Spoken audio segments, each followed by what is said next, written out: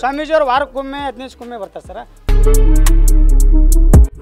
ಪಂಚಮಸಾಲಿ ಪೀಠಕ್ಕೆ ಬೀಗ, ನಿಲ್ಲದ ಪೀಠದ ಒಳಸಮರ. ಬೀಗದ ವಿಚಾರಕ್ಕೆ ಈಗ ಎಫ್ಐಆರ್ ದಾಖಲು.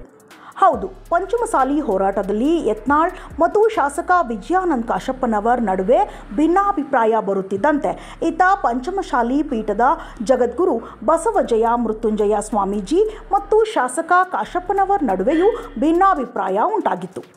ಈ ಹಿಂದೆ ಪೀಠದ ಸ್ವಾಮೀಜಿಯನ್ನೇ ಬದಲಿಸುವ ಹೇಳಿಕೆ ನೀಡಿದ್ದ ಶಾಸಕ ವಿಜಯಾನಂದ ಕಾಶಪ್ಪನವರ್ ಸಂಚಲನವನ್ನು ಸೃಷ್ಟಿಸಿದರು. ಸದ್ಯ ಕೂಡಲಸಂಗಮದಲ್ಲಿರುವ ಪಂಚಮಸಾಲಿ ಪೀಠದ ಮಠಕ್ಕೆ ರಾತ್ರೋರಾತ್ರಿ ಬೀಗ ಹಾಕಿರುವ ಘಟನೆ ಸಂಚಲನವನ್ನು ಸೃಷ್ಟಿಸಿದೆ.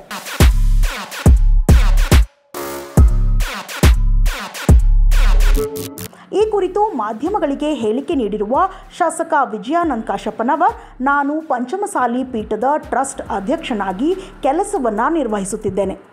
ಪೀಠದಲ್ಲಿ ಯಾರೂ ಇಲ್ಲದಾಗ ಅಹಿತಕರ ಘಟನೆಗಳು ನಡೆಯಬಾರದೆಂದು ಬೀಗ ಹಾಕಿಸಿದ್ದೇವೆ ಎಂದು ಹೇಳಿದ್ದಾರೆ. ಈ ಕುರಿತು ಸ್ಪಷ್ಟವಾಗಿ ಹೇಳಿಕೆ ನೀಡದ ಬಸವಜಯ ಮೃತ್ಯುಂಜಯ ಸ್ವಾಮೀಜಿ, ನಾನು ಪ್ರವಾಸದಲ್ಲಿದ್ದು ಕೂಡಲಸಂಗಮದಲ್ಲಿ ಏನಾಗಿದೆ ಎಂಬುದು ನನಗೆ ಗೊತ್ತಿಲ್ಲ ಎಂಬುದಾಗಿ ಹೇಳಿದ್ದಾರೆ. ಪೀಠಕ್ಕೆ ಬೀಗ ಹಾಕಿದ್ದೇಕೆ? ವ್ಯವಸ್ಥಾಪಕ ಹೇಳೋದೇನು? ಮಠದ ಮುಂದೆ ಕಬ್ಬಿಣದ ಗೇಟ್ ನಿರ್ಮಾಣ ಮಾಡಲು ಟ್ರಸ್ಟಿನ ಅಧ್ಯಕ್ಷರು ಮತ್ತು ಆಡಳಿತ ಮಂಡಳಿಯವರು ತಿಳಿಸಿದ್ದರು. ದಿನವೂ ನಾನು ಗೇಟಿಗೆ ಬೀಗ ಹಾಕಿಕೊಂಡು ಹೋಗುತ್ತಿದ್ದೆ. ಮೊನ್ನೆ ಮಲ್ಲನಗೌಡ ಎಂಬುವವರು ಮನೆಗೆ ಬಂದು ಬೀಗ ನೀಡುವಂತೆ ಕೇಳಿದರು. ಆಗ ನಾನು ಅಧ್ಯಕ್ಷರನ್ನು ಕೇಳಿಕೊಡುತ್ತೇನೆ ಎಂದು ಹೇಳಿದ್ದೆ. ಆಡಳಿತ ಮಂಡಳಿಯವರು ಈಗ ಬೇಡ, ಬೆಳಿಗ್ಗೆ ಬೀಗ ನೀಡುವಂತೆ ತಿಳಿಸಿದ್ದರು. ಆದರೆ ರಾತ್ರೋರಾತ್ರಿ ಪೀಠದ ಬೀಗ ಒಡೆದು ತೆಗೆದಿದ್ದಾರೆ. ಈ ಸಂಬಂಧ ನಾನು ಪೊಲೀಸ್ ಠಾಣೆಗೆ ದೂರು ನೀಡಿದ್ದೇನೆ ಎಂದು ವ್ಯವಸ್ಥಾಪಕ ಚಂದ್ರಶೇಖರ್ ಚಿತ್ತರ್ಗಿ ಹೇಳಿದ್ದಾರೆ. ಘಟನೆ ಅಂದ್ರೆ ಏನು ಸರ, ಮೊದಲು ಇಲ್ಲಿ ಗೇಟ್ ಇದ್ದಿಲ್ಲ. ಗೇಟ್ ಇಲ್ಲ ಸಂಬಂಧ ಆಡಳಿತ ಮಂಡಳಿ ಅಧ್ಯಕ್ಷರು ಹಾಗೂ ಸಮಾಜ ಹಿರಿಯರು ಕೂಡಿ ಗೇಟ್ ಕುಂದಿಸೈತಿ. ಗೇಟ್ ಕುಂದ್ರಿಸೋ ದಿವಸನೂ ಕುಂದಿಸ್ಬೇಡ ಅಂತಂದು ಒಬ್ರು ಯಾರೋ ಫೋನ್ ಮಾಡಿದರು. ಸ್ವಾಮೀಜಿಯರು ಹೇಳ್ಯಾರ ಕುಂದಿಸ್ಬೇಡ ಚಿತ್ರಿಯವರು ಅಂತಂದು ಫೋನ್ ಬಂತು. ಗೇಟು ಇಲ್ಲಿ ರಾತ್ರಿ ಯಾರ್ಯಾರು ಬರ್ತಾರೆ, ಏನೇನು ನಡೀತೀವಪ್ಪ, ದೊಡ್ಡ ಸಮಾಜದ ಮಠ, ಈಗ ಅಧ್ಯಕ್ಷರು ಕಾಶ್ಯಪ್ನವ್ರು ಕುಂದ್ರಿಸಂದ್ರೆ ಕುಂದಿರ್ಸ್ತೀನಿ, ನೀವೇನೇ ಹೇಳಿದ್ರು ಆ ಅಧ್ಯಕ್ಷರಿಗೆ ಸಮಾಜದ ಹಿರಿಯರಿಗೆ ತಿಳಿಸಿ ಅಂತ ಹೇಳಿದೆ.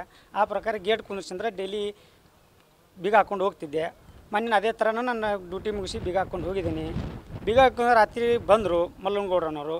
ಬಂದು ಮನೆಗೆ ಬಂದು 10:30 ಸ್ವಲ್ಪ ಎಲ್ಲಿದ್ದು ಚಂದ್ರ ಮನೇಲಿದ್ದೀನಿ ಅಂತಂದೆ. ಬಂದರು, ಬೀಗ ಕೊಡಂದರು. ಕೊಡಲ್ರ ಅಧ್ಯಕ್ಷರಿಗೆ ಹೇಳಿ ಅಧ್ಯಕ್ಷರ ಜೊತೆ ಮಾತಾಡ್ರಿ ಅಂತ ಹೇಳಿದೆ. ಬೀಗ ಕೊಡಲೇಬೇಕಂತಂದ್ರು. ಕೊಡಲಿಲ್ಲ, ನನಗೆ ಭಯ ಬಂತು.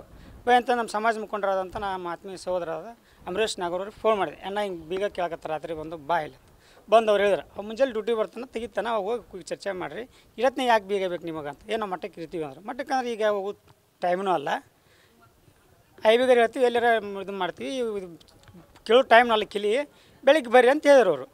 ಬೆಳಿಗ್ಗೆ ಬರೋಕೆ ನಾ ಬರೋಂಗೆ ಡ್ಯೂಟಿಗೆ ಬಂದೆ. ಸ್ವಲ್ಪ ಬೇಗನೆ ಬಂದೆ. ಬರುವಾಗ ನಾ 8-9 ಗಂಟೆಗೆ ಬರ್ತೀನಿ, ಮಾಮೂಲಿ ಟೈಮ್ ರೀ. ಬೇಗನೆ ಬಂದೆ. ಇವರು ಈ ಥರ ಮಾತಾಡಿದ್ದಕ್ಕೆ ಬಂದು ಇಲ್ಲಿ ನೋಡ್ತೀನಿ, ಈ ಬೀಗ ನೋಡಿತ್ತು, ಮೇಲೆ ಬೀಗ ನೋಡಿದೆ ಸರ. ನೋಡಿದೆ, ಹೆಂಗೆ ಬೀಗ ಹೊಡೆದ್ರಿ ಅಂತ. ಹೊಡೆದಿಲ್ಲ ಅಂತ ವಾದ ಮಾಡಿದರು. ಮೇಮ್ಯಾಗ ಬರೋಕತ್ರ ನಂಗೆ ಭಯ ಬಂದು ಒಬ್ಬನೇ ಇದ್ದೆ ನಾನು ಬೆಳಗಿನ ಸುಮಾರು. ಸೀದಾ ಪೊಲಿಟಿಷನ್ಗೆ ಹೋಗಿ ಸಿಬ್ಬಂದಿಯವ್ರಿಗೆ ತಿಳಿಸಿದ. ಸಿಬ್ಬಂದಿಯವರು ಬಂದರು, PSS ಸಾಹೇಬ್ರಿಗೆ ಮಾತಾಡಿದೆ. ಸರ್ ಹಿಂಗೆ ಆಯ್ತು, ಹಿಂಗೆ ಮಾಡ್ಯಾರ ಇಂಥವ್ರು ಅಂತಂದು. ಆಯ್ತು ಅಂದ್ರೆ ನಾನು ಒಳ್ಳೆ ಇನ್ನೊಂದು ಬೀಗ ಇಲ್ಲಿದ್ದು ಇನ್ನೊಂದು ಆಯ್ಕೆ ಸರ್ ನಾ ಪೀಠದ ಅಧ್ಯಕ್ಷರಿಗೆ ಹೇಳಿದೆ. ಸರ್ ಹಿಂಗೆ ಬಂದಿದ್ದು ರಾತ್ರಿ ನಾವು ಕೊಟ್ಟಿಲ್ಲ, ನಾವು ಮಠಕ್ಕೆ ಬರ್ತಿಲ್ಲ, ಹಿಂಗೆ ಬೀಗ ಮಾಡಿದ್ರೆ ಅಂತ ಹೇಳಿದೆ. ಹಿಂಗೆ ಮಾತಾಡ್ರಿ ಅಂದೆ. ಆ ಪ್ರಕಾರ ನಾವು FIR ಮಾಡಿ ಸರ್. FIR ನಾ ಹೇಳಿ ನನ್ನ ಇದಕ್ಕೆ ಬೇಕಲ್ಲ ಸರ್, ಯಾರಂತ ಮಾಡಂತ ಯಾರು ಒತ್ತಾಯ ಮಾಡ್ತಾರೆ. ಈಗ ನನಗೆ ಜವಾಬ್ದಾರಿ ವ್ಯವಸ್ಥಾಪಕ ಅಂತ ಮಾಡ್ಯಾರ ಸರ್, ನಾನೇ ಕೊಡ್ಬೇಕಲ್ಲ. ಇವತ್ತು ಇವ್ರು ಬರ್ತಾರೆ, ನಾನು ಇನ್ನೊಬ್ಬರು ಬರ್ತಾರೆ. ಇಲ್ಲಿ ಶ್ರೀಗಳೊಕ್ಕರು ಇರೋದೇ ಇಲ್ಲ. ಈ 4 ತಿಂಗಳು ನಾ ಬರ್ತಕ್ಕಂತಿಂದ ಯಾವಾಗ ರಾತ್ರಿ ಇವರು ಬರ್ತಾರೆ. ಈ ಪೊಲೀಸ್ ಸಿಬ್ಬಂದಿರಿಗೆ ಇವತ್ತು ಹೆಚ್ಚಿನ ಸರ್, ಅವರ ಎಸ್ಕಾರ್ಟಿಗೆ ಬರ್ತಾರೆ. 2 ಗಂಟೆಗೆ ಬರ್ತಾರೆ, ಮುಂಜಾನೆ 9 ಗಂಟೆಗೆ ಹೋಗಿಬಿಡ್ತಾರೆ. ಅಲ್ಲ, ಈ ಬೇರೆ ರೀತಿಯ ಚಟುವಟಿಕೆಗಳು ನಡೀತಾ ಇದೆ. ಬೇರೆ ಬರ್ತಾರೆ ಸರ್. ಇಲ್ಲೆಲ್ಲ ಸುತ್ತಮುತ್ತ ನೀವೆಲ್ಲ ವೀಕ್ಷಣೆ ಮಾಡಿರಲಿ, ಎಲ್ಲ ಅಬ್ಸರ್ವ್ ಮಾಡಿರಲಿ, ಗಲೀಜು ಐತಿ, ಎಲ್ಲ ಐತಿ, ಸ್ವಚ್ಛತೆ ಮಾಡಂತೀರಿ. ಈಗ ಅಲ್ಲಲ್ಲಿ ಸರ್ವೆಗೆ ಅರ್ಜಿ ಕೊಟ್ಟಿವಿ ನಾವು, ಭೂಮಿ ಸರ್ವೆ ಮಾಡೋಕೆ. ಕಂಪೌಂಡಿಗೆ ಇನ್ನೂ ಇದು ಮಾಡೈತಿ. ಒಂದು ಮಠ ಅಂದ್ರೆ ಎಲ್ಲ ಶಿಸ್ತುಬದ್ಧ ಇರಬೇಕಲ್ಲ ಸರ್, ದೊಡ್ಡ ಸಮಾಜ ಅಂತ ಐತಿ ಸರ್. ಈಗ ಅವ್ರ ಅಧ್ಯಕ್ಷರಾಗಿಂದ ಏನೇನು ಕೆಲಸ ಮಾಡ್ಕೊಂಡು ಮಾಡಕತ್ತಾರ, ಅದನ್ನು ನನಗೆ ಒಪ್ಸ್ಯಾರ, ನಾ ಮಾಡ್ತೀನಿ ಸರ್. ಈಗ ಸ್ವಾಮೀಜಿಗಳು ಬರ್ತಿರ್ಲಿಲ್ಲ, ಸ್ವಾಮೀಜಿಯವರು ವಾರಕ್ಕೊಮ್ಮೆ 15 ದಿವಸಕ್ಕೊಮ್ಮೆ ಬರ್ತಾರೆ ಸರ್. ಮೊನ್ನೆ ಗುರುಪುರ ಅಂತ 4 ಗಂಟೆಗೇನೆ ಬಂದಿದ್ರು ಅಂತ. ಅವತ್ತು ಫೋನ್ ಮಾಡ್ಯಾರ ಅವರು, ಚಂದ್ರಶೇಖರ್ ಡೆವಲಪರ್, ಬುದ್ಧಿಯವ್ರು ಕರಿತಾರೆ ಬಾ ಅಂತಂದು.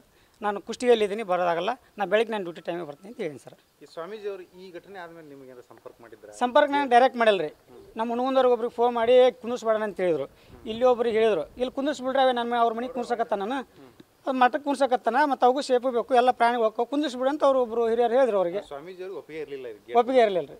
ಇದೇ ರೀ, ಯಾಕಂದ್ರೆ ನಾವು ಬಿಗ ಹಾಕೊಂಡು ಹೋಗ್ತೀವಿ, ರಾತ್ರಿ ಬರ್ತಾರೆ 2 ಗಂಟೆಗೆ 3 ಗಂಟೆಗೆ ಅವ್ರು ಮತ್ತು ಅದು ಅವ್ರಿಗೆ ಬಿಟ್ಟು ವಿಷಯ ಸರ್ ಅದು. ಈ ರಾತ್ರಿ ಬಂದಿದ್ರು 4 ಗಂಟೆಗೆ ಯಾರು ಸರ್ ಸ್ವಾಮಿಗಳು? ಈಗ ನೀನು ಬಂದಿಲ್ಲ ಸರ್ ಅವರು, ಅಲ್ಲ ಮನೆ ಬಂದಿದ್ರು. ಮೊದಲು ಯಾವಾಗಲೂ ಬರ್ತಾರೆ ಸರ್, ಈಗ ಅಂತಲ್ಲ. ಅವ್ರು ಬರೋ ಟೈಮು ಯಾವಾಗ ಬರ್ತಾರೋ ಅವ್ರ ಕಾರ್ಯನಿಮಿತ್ತ ಗೊತ್ತಿಲ್ಲ ಸರ್.